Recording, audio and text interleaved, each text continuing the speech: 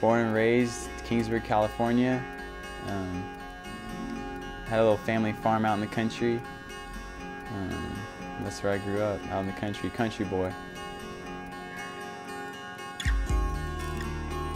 The beginning of it all is really a typical story where my dad raced. As soon as I was born, you could tell he wanted me to ride. When he started me out when I was 3 years old, started racing, and doing it ever since. So I'm 22, so I almost have 20 years on the saddle. Been going on a long time. It's like natural to me to be on a bike, be on two wheels. It feels like walking.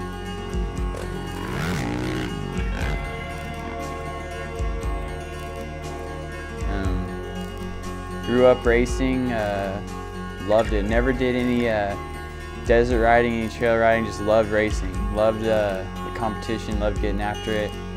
The weird deal is that I wasn't even that good at all. Like starting out, I kind of sucked. I was like the slowest kid on the track till I was like around 12. I mean, I was the slowest kid on the track, getting lapped by everyone. I'd be just cruising around in like last place, dump it over, and then just like lay there until someone like helped pick me up and get me going again. Since everything was so local, I never did any of these big races. You know, it's so unknown to the industry, and you kind of have to step out to progress and to make things happen. So it wasn't until I was about 17 when I could start, you know, driving myself to the races, taking care of myself, and kind of working and paying for my own stuff, my own racing program. I would just be thinking like, can't wait to get done working. I want to get on my bike. I want to get on my bike. It's just all I wanted to do. Yeah, I turned pro, amateur pro, I think when I was 18. And the way I got my AMA Pro card was actually through the Arena Cross program, the amateur Arena Cross thing that AMA does, which was crazy because growing up, I never thought at all, I never thought I'd be, even have a chance to race Supercross. It was always something so far out of reach that I could never grasp. It was just like, I just dreamed about it, like it wasn't something I could actually do. And, you know, I still, when I first started going to the Supercross tracks, I remember I'd be walking out of the tunnel going towards the track and just looking up at the fans and the young kids, like looking down at the riders, and like, I remember that was me, lining up and looking down at, you know, I got James Stewart next to me, I got Ryan Villapoto next to me. It's just like insane, like a dream come true. So yeah, now that I'm here, started out where, you know, I wasn't really making any night shows. I was just kind of a participant in the practices, and you know, that was a dream come true, like I said, just to be there. But now it's changed to, you know, I want to be consistently in the night shows. I want to be, you know, making main events. I mean, this year, one of the races I was 2 spots off from making the main event, which I mean, it was a good thing for me to be able to do, is to get that close. But you know, I want to move forward. You know me, I'm the kid of the track, just trying to have as much fun as possible. Always goofy, laughing, smiling, making jokes, pulling pranks on the guys that are a little too serious at the track, because that's what it's about, is having as much fun as you can. The category I fall into is being a privateer, where you know, you hear about all these teams, Geico, Honda, Factory, Yamaha, this and that. I'm not part of a team, I'm just kind of part of my own little program. So I do a lot of like odd jobs during the week, some construction stuff or farming stuff, to hopefully pay for the gas to go to the next race. The sacrifices that people do make for me, I couldn't do it without them at all. With every little sponsor, I couldn't do it without them. I mean, every little discount helps. Every little, you know, support that I get is huge for my program. The van life is fun. It's exciting for sure. A lot of time on the road. A lot of nights slept in that thing. You just when you get too tired to drive, just find some Walmart parking lot or something, somewhere to crash out. And unless it's too cold, and then if it hits, I had this thing last year where if it got below 40, then I got a hotel no matter what, because it just turns into like a refrigerator in that thing.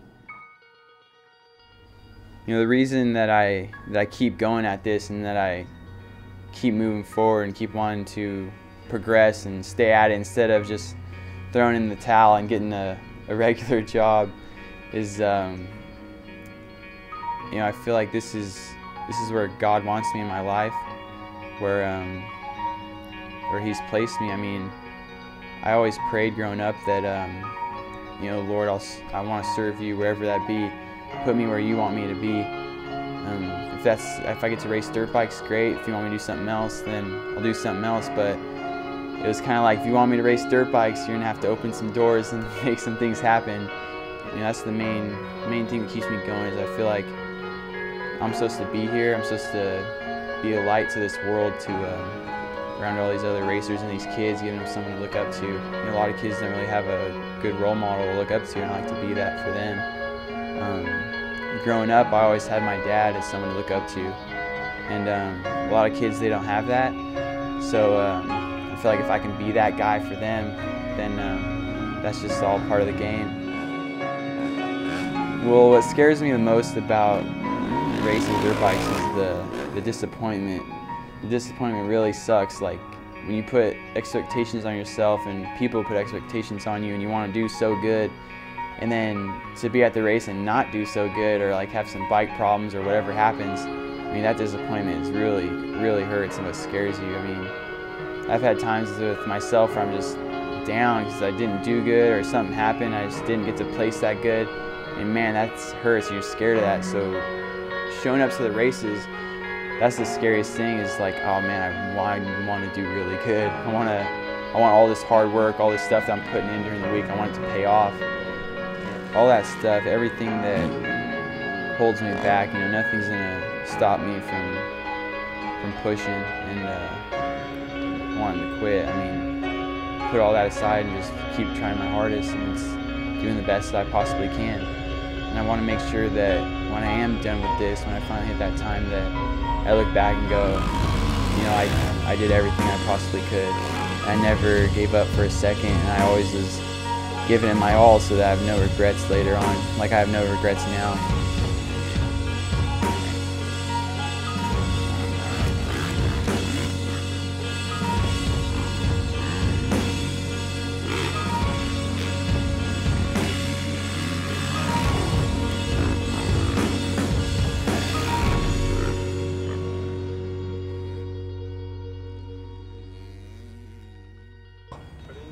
Go for it.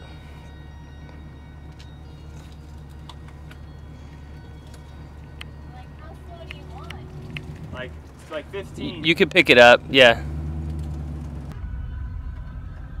We're gonna have like 20 minutes of footage. Pretty much.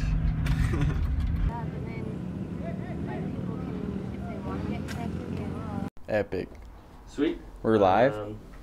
Rolling that camera, rolling this camera. We are live. Sweet. Yeah, we're live. So. Questions. Questions. Where do we start off with? We said. Oh, we're okay. Redoing the whole thing. Let's go.